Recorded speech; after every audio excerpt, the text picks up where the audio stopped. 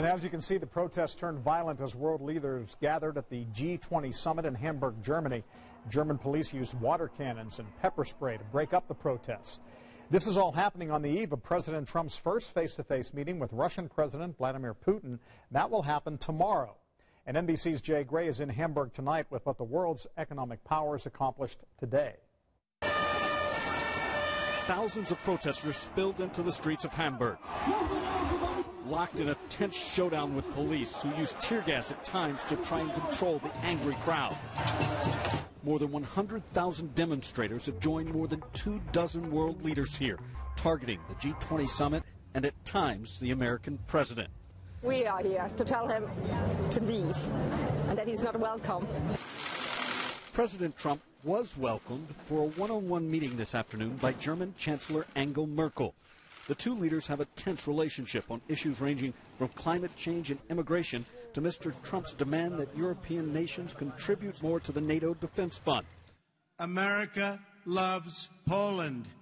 The president began his European trip in Poland, addressing a huge and very friendly crowd. Some of the loudest cheers coming as he discussed Russian involvement in the region. We urge Russia to cease its destabilizing activities in Ukraine and elsewhere. Russia continues to be a central theme for the president, today acknowledging what U.S. intelligence agencies have been reporting for months, that Russia did interfere in the 2016 presidential election. I agree. I think it was Russia, but I think it was probably other people and or countries. And I see nothing wrong with that statement. In none of his statements today did Mr. Trump refer to Vladimir Putin by name on the eve of his first face-to-face meeting with the Russian president.